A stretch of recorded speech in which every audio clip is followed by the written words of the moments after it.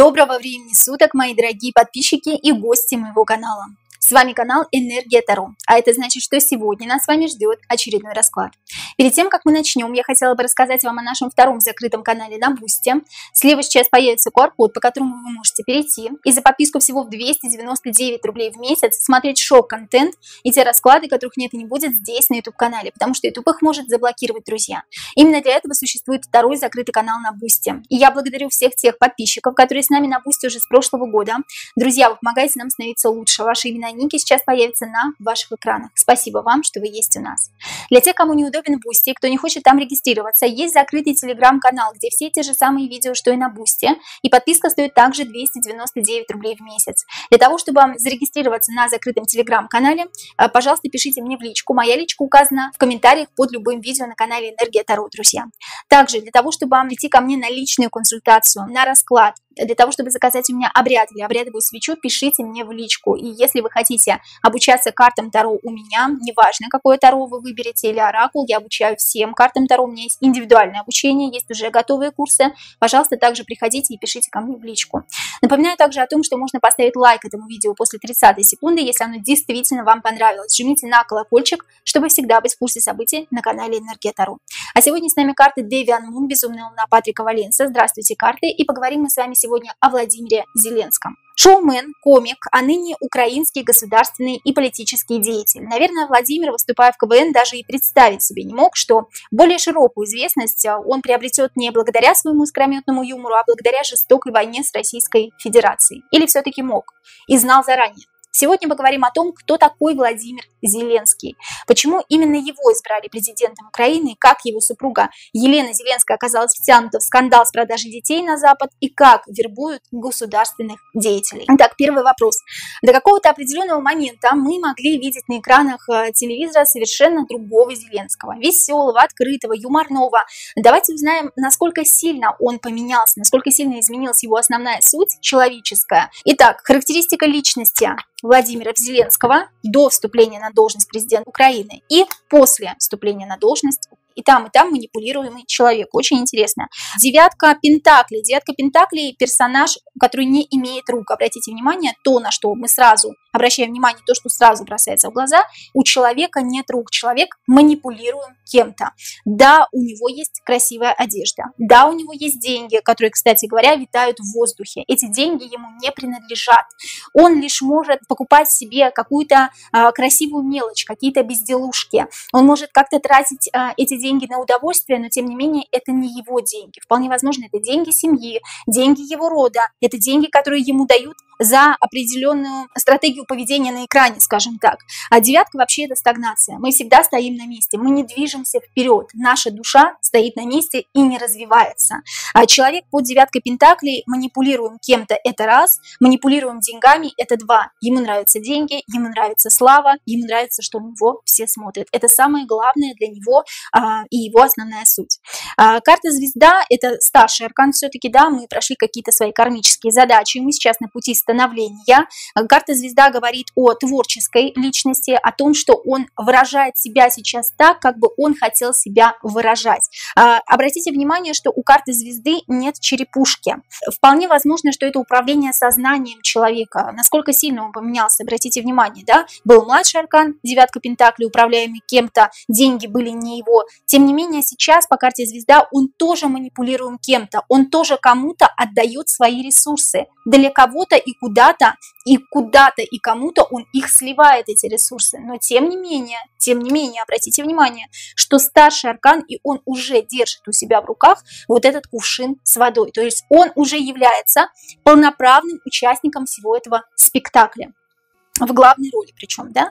Карта Звезда – это человек, который действительно сливает свои ресурсы направо и налево. Человек, которого поставили на верхушку и который чем-то кому-то обязан. И, соответственно, он эти ресурсы отдает взамен своей популярности. Он хотел быть популярным, он стал этим популярным человеком, да. Его основная суть сейчас, на данный момент, человек с закрытым глазом, управляем системой, управляем каким-то обществом, которые внедрили в него, вполне возможно, программу, потому что у человека человека нет черепушки. Человек крайне творческая личность, которая не смог раскрыть ее полностью и до конца так, как бы он этого хотел. Хорошо, давайте раскроем личность до конца все-таки, да, мне интересны его ценности до вступления на должность президента и после. Это мы сейчас прошлись по верхам. Давайте узнаем ценности Владимира Зеленского до вступления на должность президента Украины. Какие ценности были главными в жизни Владимира Зеленского до вступления на должность президента Украины? У кого-то ценности – это семья, у кого-то карьера, у кого-то отношения с любимым человеком, да, все может быть, у кого-то это дети. Ценности Владимира Зеленского до вступления на должность президента Украины. Семья, действительно, да, король жезлов – это человек семейный, человек, которому нужно быть в семье или нужно быть в обществе. Но еще король жезлов может говорить о том, что человек хочет управлять кем-то, да, то есть ценности мои в том, что я веду за собой народ, я управляю народом, я хочу, чтобы на меня все смотрели, я хочу, чтобы я был самым главным, самым почитаемым, самым уважаемым. Вот король жезлов тоже может выражать эту идею, да, то есть ценности – это семейные ценности, ценности – это я люблю народ, я люблю людей, я пытаюсь привести людей к более комфортному будущему, скажем так. Хорошо, какие ценности у Владимира Зеленского сейчас? На данном этапе ценности Владимира Зеленского после вступления на должность президента, то бишь сейчас, после вступления на должность президента Украины. Правосудие. Правосудие, причем здесь нечестное, оно не объективное, оно субъективное. Коррупция, деньги, власть, ключи от всех дверей. Я знаю слишком много тайн, мне это нравится, мне это не претит, наоборот. Корона на голове говорит о том, что слишком много о себе возомнил. Обратите внимание, что и с той, и с другой, и с третьей стороны всегда преобладает левая сторона у человека. Левая сторона – это женская сторона, слишком эмоциональная, слишком чувственная. Преобладание действительно материнских черт лица в фигуре или в самом лице, или в характеристике личности у человека. То есть человек ведет себя больше не как мужчина, а как женщина. В хорошем смысле этого слова, да, чересчур эмоционален, чересчур чувственен, чересчур творческий человек. Обычно рациональная сторона у мужчин все же преобладает. А здесь все-таки в основном левая. Слишком много о себе возомнил. Ценностей нет, ценности это только деньги, ценности это только власть, коррупция и грязные секреты, которые я знаю под мантией, чего только не скрывается у нашего судьи, да. Судья здесь субъективный, не объективный. Ценностей нет, ценности все развеялись по ветру, тогда как раньше была семья, сейчас такое ощущение, что его сознанием либо действительно управляют, либо эти ценности просто стерлись. Хорошо. Следующий вопрос. Сильные и слабые стороны Зеленского до вступления на должность президента Украины и после, до вступления на должность президента Украины. И слабые стороны Владимира Зеленского. Я же говорю, да, слишком много женских черт, слишком мягкохарактерный, слишком любвеобильный, может быть, да, это слабые стороны Владимира Зеленского до вступления на должность президента Украины. Слишком часто слушается маму, допустим, или слишком слушается женщин. Здесь его слабая сторона, мягкохарактерный, мягкотелый человек, добросердечный чересчур, и, возможно, его легко обвести вокруг пальца. Королева кубков у нас здесь дура, извините за выражение, да, именно в этой колоде. Она очень сильно любит, но она не способна логически мыслить. Обратите внимание, что опять левая сторона у нас всегда преобладает. Хотелось бы вытащить хоть одну рациональную сторону. Хорошо, двойка жезлов. Двойка жезлов – это наша сильная сторона. Выкорчевывайте сухой земли чеснок, то есть добиваться своих целей любым путем, возможным, невозможным, перешагнуть через голову, пойти против ветра и так далее и тому подобное. Обратите внимание, что персонаж на карте зеленый. Зеленый, Зеленский, да, зеленый – это все-таки человек, который не способен рационально мыслить, это раз, как мы уже выяснили, и человек слишком молод, слишком зелен именно в данном конкретном вопросе. То есть у него ничего не получится просто потому что он слишком молод, слишком юн, слишком неопытен в каком-то определенном вопросе. Тем не менее, это не мешает ему добиваться каких-то определенных целей. Хорошо, целеустремленность – это его конек, это его сильная сторона до вступления на должность президента Украины. Сильные и слабые стороны Владимира Зеленского после вступления на должность президента Украины. Сильные стороны Владимира Зеленского в характеристике личности сейчас. Слабые стороны Владимира Зеленского. Сильные стороны очень похожи. Здесь обратите внимание, что жезлы и там, а здесь добиваюсь целей, но как-то очень осторожно и аккуратно, а здесь иду напролом, потому что моим сознанием вполне возможно кто-то управляет, и я и здесь зеленый, неопытный, но тем не менее здесь я более уверен в себе. Почему? Потому что у меня есть какие-то проводники.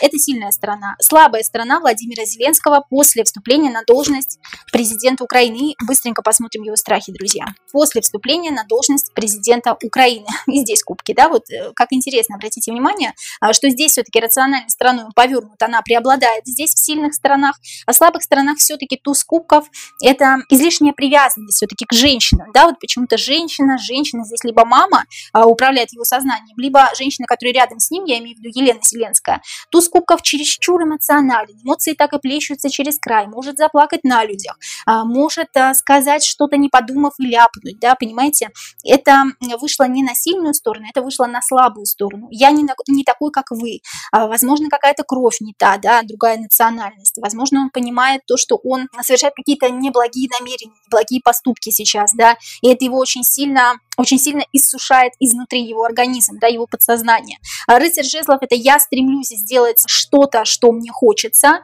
я поставил перед собой цель, я не вижу препятствий, потому что мне кто-то помогает, но его слабая сторона – это излишняя эмоциональность и там, и там. То есть не сильно-то его слабые стороны изменились. Хорошо, и, наконец, страхи Владимира Зеленского. Какие страхи преследовали Владимира Зеленского в прошлой жизни, до вступления на должность президента Украины? До вступления на должность президента Украины. И какие страхи сейчас преследуют Владимира Зеленского? Страхов нет сейчас, да, потому что вполне возможно, сознанием его действительно управляют. То, что сейчас, страхов нет. И поэтому я иду напролом. Верховная жрица говорит, я закрылся в себе, я замкнулся в себе. Страхов не существует, я как запрограммированный робот. Страхи в прошлой жизни шли от женщин почему-то, да. Он женщин слишком любил и слишком ненавидел, слишком боялся. Королева жезлов – это я иду напролом, я иду к своей цели, но тем не менее очень неуверенными шагами. И страх в том, что в конце концов по королеве жезлов я не добьюсь того, чего бы я на самом деле хотела бы добиться, да. И страхи еще здесь преобладают женщины почему-то. Страх перед женщиной в каком-то неудобном свете предстать. Вот здесь вот об этом речь, друзья. А здесь сейчас страхов нет по верховной жрице. Нет страхов, есть мизантропия, есть человеконенавистничество, есть узурпаторство, но страхов верховная жрица еще говорит, что он посвящен в какие-то тайные оккультные дела, да, которые, собственно говоря, он держит в секрете. Второй вопрос. Что произошло с Зеленским, что он так все-таки кардинально изменился? Мы видим это и на экранах телевизора, да, и можем увидеть это по внешности даже. Понятное дело, что война войной, но обед по расписанию. Но все-таки хотелось бы узнать, почему и что так кардинально изменило Владимира Зеленского. Что произошло с Владимиром Зеленским, что он так кардинально изменился? Владимир Зеленский заключил темный договор. Над Владимиром Зеленским совершили оккультный обряд, да или нет? Владимира Зеленского запрограммировали МК Ультра или любая другая программа управлением сознанием. Во Владимира Зеленского подселили сущность. Это не Зеленский, это двойник или что-то другое. Давайте посмотрим. Зеленский заключил темный договор. Да или нет? Да, заключение темного договора было. Здесь напрашивается вопрос, сам ли Зеленский заключил темный договор. Здесь как раз четверка жезлов у нас говорит о договоре. Сам ли Зеленский заключил темный договор? Сам ли Зеленский заключил темный договор? Темный договор Зеленский заключил сам. Хорошо, про темный договор где-то здесь появится ссылка, друзья. Посмотрите, обратите внимание, обязательно потом посмотрите видеорасклад на эту тему. Что такое темный договор, как его заключают люди в шоу-бизнесе, знаменитые люди и так далее. Хорошо, над Владимиром Зеленским совершили оккультный обряд. Нет. Владимира Зеленского запрограммировали МК Ультра, программу управления сознанием. Да, карта Луна, гипноз, МК Ультра, управление сознанием, марионетка. Он теперь марионетка в чьих-то лапах. Хорошо, в Владимира Зеленского подселили сущность, соответственно, да, колесо фортуны, 10-й старший аркан, карта фатализма. Только так должно быть и никак иначе. Почему? Потому что заключение темного договора подразумевает подселение сущности. Это не Зеленский, это двойник. Двойники тоже есть, но тем не менее Зеленский жив, и Зеленского нам чаще всего показывают. Двойники тоже есть, друзья мои, но конкретно сам Зеленский, он тоже существует. Что-то другое. Ваш жезлов нет. Здесь программа управления сознанием, заключение темного договора, подселение сущности в человека, который раньше был совершенно другим, совершенно других устоев, совершенно других ценностей. Его немного поменяли, немножко видоизменили, скажем так. Следующий вопрос. Стоят ли за фигурой Зеленского лидеры иудейской секты Хаббат-Любавич или черные шляпы? Иудейской секты Хаббат-Любавич или черные шляпы? Нет.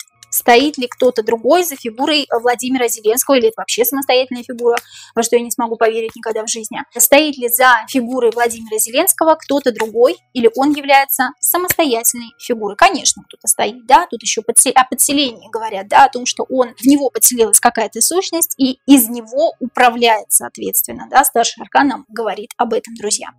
Есть информация, что семья Зеленского, то есть его родственники по папе, по маме, подвергались жестокому обращению в концентрационном лагере. Так ли это? Так как они все-таки являются людьми еврейского происхождения. Действительно ли это было так? Это договор какой-то. Договор на что? Сейчас посмотрим, друзья. Действительно ли семья Зеленского подвергалась пыткам, жестокому обращению в концентрационном лагере во времена Второй мировой войны? Так ли это или не так? Были какие-то гонения, были какие-то притеснения, тем не менее королева Пентакли нам говорит о том, что у Зеленского все-таки знатный род, о том, что договорняк по четверке жезлов нам говорит о том, что это нужно было вылить в массы, сделать какой-то вброс, да, что действительно с семьей обращались жестоко, как раз-таки в концентрационном лагере, это нужно было именно сделать какой-то вброс массы для людей, то есть это неправда, какие-то гонения были по рыцарю мечей, но тем не менее королева Пентакли нам говорит о том, что знатный род, который все-таки неприкасаем, его нельзя трогать, так как с родителями Зеленского что-то не так, в хорошем или в плохом смысле слова. Вы уж смотрите сами, друзья. Кем на самом деле являются родители Зеленского? Я имею в виду по роду. Знатный род, незнатный род, просто люди, да, крестьянского происхождения. Ну, вот как-то так, да. Здесь такое ощущение, друзья мои, да, что 3 старших аркана, во-первых, вышло, да, действительно подвергались гонениям. Карта умеренность говорит о медицине, о людях, связанных с медициной, и о людях, в чьем роду смешивались обычные люди и гибриды, да. То есть здесь голубая кровь по-другому, да. Карта умеренность, намек на то, что человек не такой, как все, отшельник не такой, как все, на меня смотрят как на урода, и я не похож на других. Я останавливаюсь по девятке в своем развитии, я не похож на других, поэтому будут какие-то гонения, вполне возможно, на меня, да, потому что я не похож на других, мне нужно срочно мимикрировать. То есть его семья, я не знаю конкретно сам Зеленский или нет, но вообще его семья в роду имеет голубую кровь. Люди знатного происхождения, это нам говорят уже целых 3 старших аркана. Карта дьявола указывает нам гибрида, смесь человека с каким-то существом. Умеренность у нас здесь переливает из пустого в порожнее, и пустое из порожня, 2 бокальчика похожи на сосуды половых органов мужского и женского. Обратите, пожалуйста, внимание, приблизьте экран. Карта умеренности еще говорит о медицине. Вполне возможно, что это люди, выходцы из медицины, из высшего сословия, скажем так, да, вот как были Медичи, допустим. Голубая кровь, смешивание гибрида, смешивание существа с обычным человеком получается гибрид, гонение. Почему? Потому что я не похож на таких, как все. Хорошо, это знатный род все-таки, да, друзья мои. К высшему сословию принадлежат родители Владимира Зеленского. Повлияли ли родители Владимира Зеленского каким-либо образом на то, кем Зеленский стал сейчас, имея в виду должность президента Украины? Вполне возможно, что этой участи было не избежать, да? Эта участь была неизбежна, ему на роду было написано, да? Я не принимаю это, я не хочу этим заниматься, но тем не менее у меня на роду написано. Карта семерка мечей говорит о персонаже, который глотает мечи, но сам плачет кровавыми слезами и показывает на публику то, что он это может, то, что он это умеет, то есть ему предназначено по вороне, да, ворона, которая несет письмецо, на роду написано, что ему нужно заниматься этим, хотя он не очень-то хочет этим заниматься, друзья мои. Здесь вот об этом речь. Повлияли ли родители Владимира Зеленского каким-либо образом на то, кем стал сейчас Владимир Зеленский, я имею в виду президента Украины? Паж жезлов. Здесь, скорее всего, не то чтобы родители повлияли, друзья мои, а здесь на роду написано у ребенка, паж жезлов это ребенок, да, опять зеленый ребенок, неопытный, но тем не менее на роду написано, что ему нужно обязательно вот это сделать. Это не сами родители, потому что родители не заключали за Зеленского темный договор, все-таки он сам заключил его осознанно, тем не менее ему предстояло быть президентом Украины, хочет он того или не хочет. Друзья, следующий вопрос. Владимир Зеленский, настоящая ли это фамилия, имя этого человека? Настоящая ли фамилия и имя этого человека Владимир Зеленский, да или нет? Из семьи идет, да? Из семьи не настоящая. 8 кубков, то, что идет из семьи, не то, что нам показывают на экранах, да, то есть фамилия, имя Зеленского не настоящий. 10 это переменный, это переход во что-то. Угу.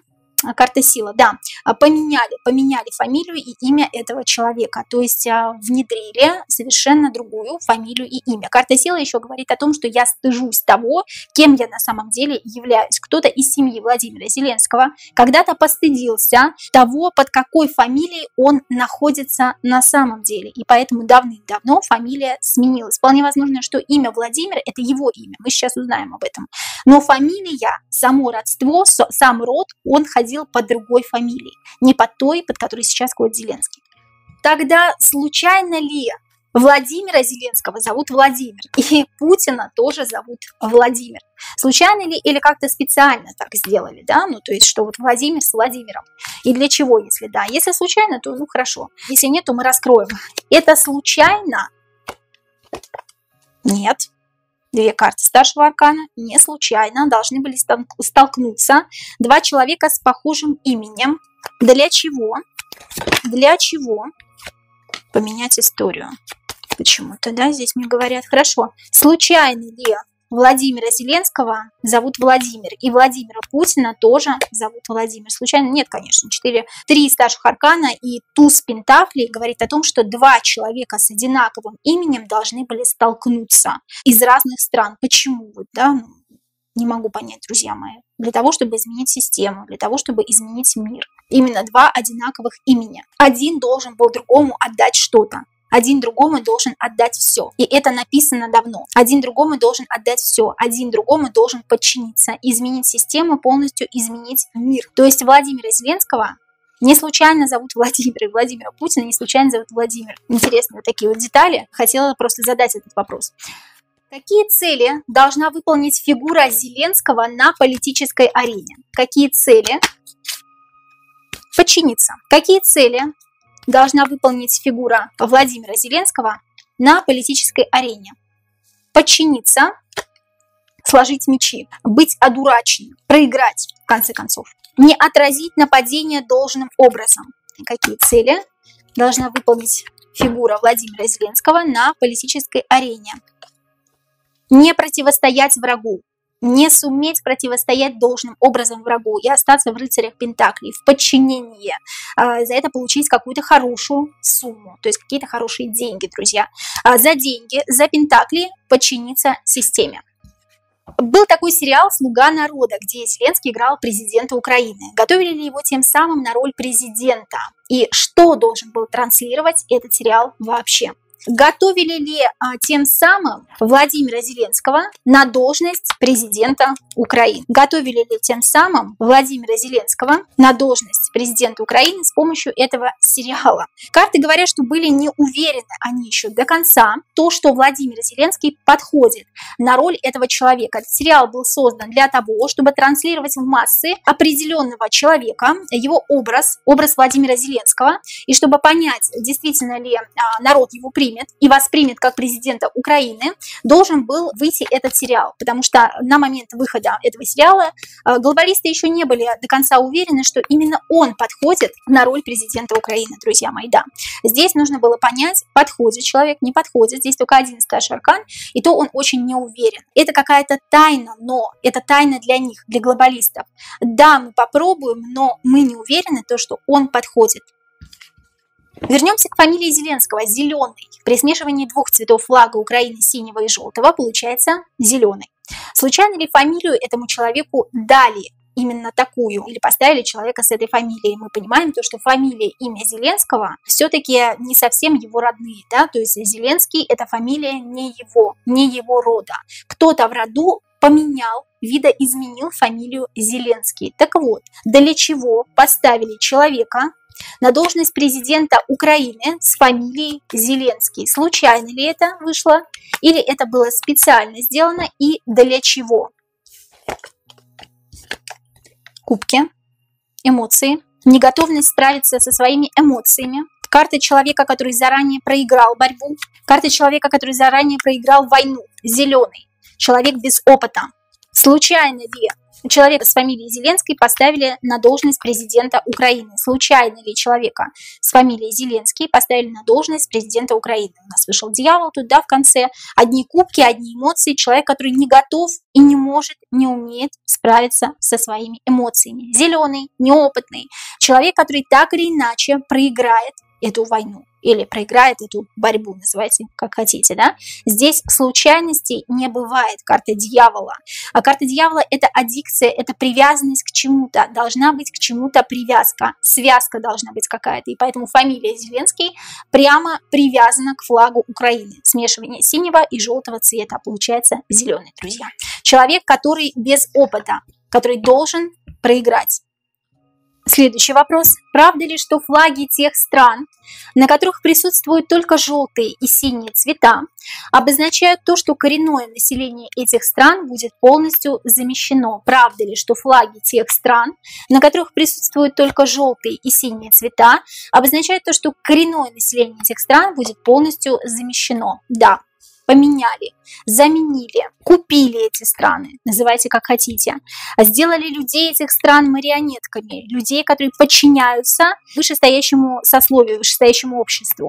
И это правда, друзья. Да. Также обозначает то, что по королеве мечей они вынуждены будут защищаться, обороняться каким-либо образом, но все равно вынуждены будут отдать свои земли, и население коренное этих стран будет полностью замещено. Это правда. Следующий вопрос. Супруга Зеленского Елена Зеленская. Познакомились ли Владимир и Елена случайно, или эту женщину приставили к нему? Познакомились ли Владимир Зеленский и Елена Зеленская случайно, или Елену Зеленскую к Владимиру приставили? Познакомились ли случайно, или ему приставили? Давайте раскроем эти карты. Паж кубков – это карта мимикрии, карта какого-то обмана. При знакомстве Владимира и Елены кто-то кого-то обманул, или кто-то кого-то заманил, или, возможно, отношения начались не с любовных, а с интимных отношений. Да? Познакомились ли супруга Елена Зеленская и Владимир Зеленский случайно, не случайно, или специально? Кто-то подогнал, да, грубо говоря, Владимиру Елену Зеленскую. Поэтому здесь у нас вышла карта Паж кубков, карта обмана, карта мимикрии. То есть Елена не просто так познакомилась с Владимиром. Верховная жрица говорит, что не случайно, случайностей не бывает.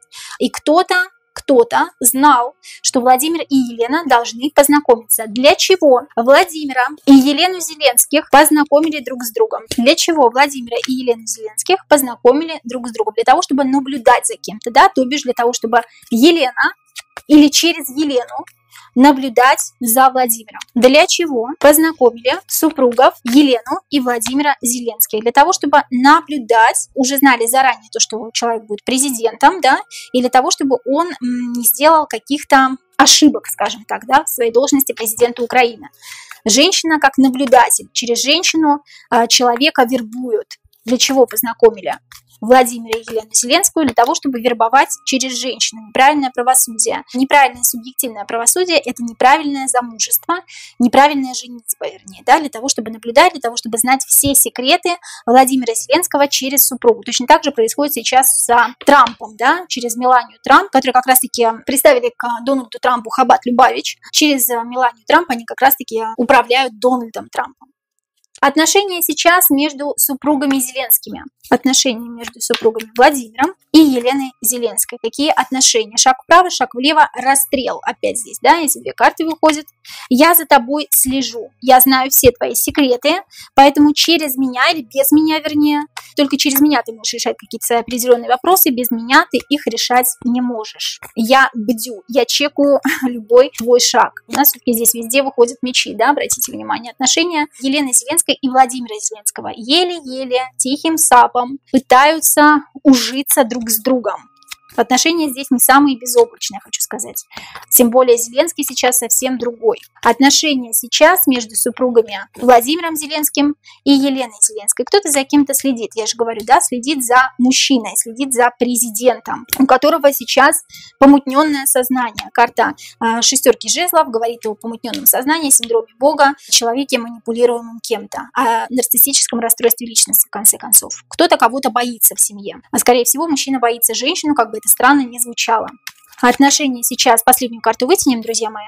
Отношения сейчас между супругами Зеленскими, между Владимиром и между, ну я же говорю, да, женщина наступила на ребенка, женщина наступила на человека, женщина управляет финансами, женщина заправляет в семье и держит по иерофанту мужчину как куколку, как марионетку в своем кармашке. То есть женщина, завербованная кем-то, управляет, соответственно, Владимиром Зеленским, и они через женщину следят за ним. А вот такие отношения в семье Зеленских сейчас. Хорошо, ориентация Зеленского. Ориентация Владимира Зеленского. Почему я спрашиваю про ориентацию? Потому что он все-таки посвященный человек, заключивший темный договор, а там практикуются оккультные обряды, связанные с мужеложеством. Какая сейчас ориентация у Владимира Зеленского? Рыцарь жезлов нам говорит про секс, собственно говоря, да, про интим. Какая сейчас ориентация у Владимира Зеленского? И нашим, и вашим, и тем, и другим, да? Здесь 3 человека, то есть 3 фигуры показаны у нас. Я подстраиваюсь под ту программу, на которую я работаю. Карта секса, карта интима и подстраивание, обучение, карта посвящения. Тройка пентаклей может говорить о 3 особях, о 3 фигурах, о женщинах, о мужчинах и о детях. Хорошо, давайте так спросим. Занимается ли Владимир Зеленский мужеложеством? И там будет понятно, занимается ли Владимир Зеленский мужеложеством. Нет. Растлением малолетних. Занимается ли Владимир Зеленский растлением малолетних? Да. Карта Солнца, карта детей. Вот тут про детей, да, больше. Я подстраиваюсь под то, что мне скажут. Занимается ли он мужеложеством? Нет, это ему не интересно. Он по рыцарю жезлов восседает над теми, кто ниже его, кто младше его. Занимается ли он растлением малолетних? Да, карта Солнца. Для того, чтобы открылся 3-й глаз, для того, чтобы открылись определенные знания, да? Занимается ли Владимир Зеленский человеческими, детскими жертвоприношениями? Занимается ли Владимир Зеленский человеческими, детскими жертвоприношениями? Он как наблюдает. Растление малолетних, да, но по поводу жертвоприношений он как наблюдатель. Как будто, знаете, я еще учусь. Я еще учусь у иерофанта. Ну, кстати, иерофант с маленьким ребенком в кармашке может обозначать как раз, да, у нас человеческие и детские жертвоприношения. Все-таки давайте еще последнюю карту вытянем. Занимается ли Владимир Зеленский человеческими, детскими жертвоприношениями? Да, он наблюдатель. Он наблюдатель, он марионетка, он сам не атакует по рыцарю мечей, да, он лежит и смотрит, он наблюдает, тем не менее растление малолетних занимается. Он еще не дорос до той фигуры, которая может заниматься этим самостоятельно. Ему такое дело не поручают. В сети появляются новости о крупных покупках четы Зеленских, которые не особо скрывают это. Казино, машины, недвижимость, дорогие украшения. Правда ли, что эти покупки совершаются из прихоти самих Зеленских? Правда ли, что это совершается из прихоти самих Зеленских? Они должны приобрести. Они должны приобретать на деньги, они должны их тратить, они должны сливать ресурс, они что-то за это получают. Либо какую-то информацию извне им кто-то говорит, сделай это, и они должны это купить, и они должны это показать во всеуслышание, продемонстрировать, скажем так, да, для того, чтобы что-то получить, чтобы получить какие-то знания. Они должны слить этот ресурс в массы, чтобы люди увидели это. Они покупают это не из своей собственной прихоти, а потому что им так говорят, друзья мои. Следующий вопрос, друзья. Фонд Елены Зеленской. Действительно ли фонд Елены Зеленской продает детей Украины на Запад или куда-либо еще? Давайте так. Действительно ли фонд Елены Зеленской продает детей Украины на Запад или куда-либо еще? Действительно, да, императрица там главная. Детей, императрица, дети сдает в 3-й руки. Действительно, это так. Да. Дети очень нужны, дети как ценный ресурс. Дети опять маленькие, да, марионетки в кармашках, которые боятся. Или кто-то боится сказать хоть слово. Действительно ли фонд продает детей Украины на Запад, и не только, да, действительно, карта умеренности на дне колоды говорить о том, что слив какой-то энергии, слив какого-то ресурса или нужны органы детские, просто человеческие детские жертвоприношения. Следующий вопрос. Понимает ли сам Зеленский, что он знает слишком много и его могут устранить? Понимает ли сам Владимир Зеленский, что он знает слишком много и его могут устранить? Или же он думает, что его спрячут? Понимает ли сам Зеленский, что его могут устранить? Понимает. Карта башни. Но карта башни еще говорит о том, что его подсознание, оно сейчас полностью завербовано людьми, программой, системой, поэтому он может не понимать вовсе, что сейчас происходит. Да? Карта туз пентаклей говорит о том, что Зеленскому часто говорят, что его спрячут, что его сберегут, что его уберут в какую-то другую страну или поменяют внешность. То есть он может понимать, или он может, наоборот, не понимать ничего, но ему внедряют эту мысль в голову о том, что его все-таки спрячут.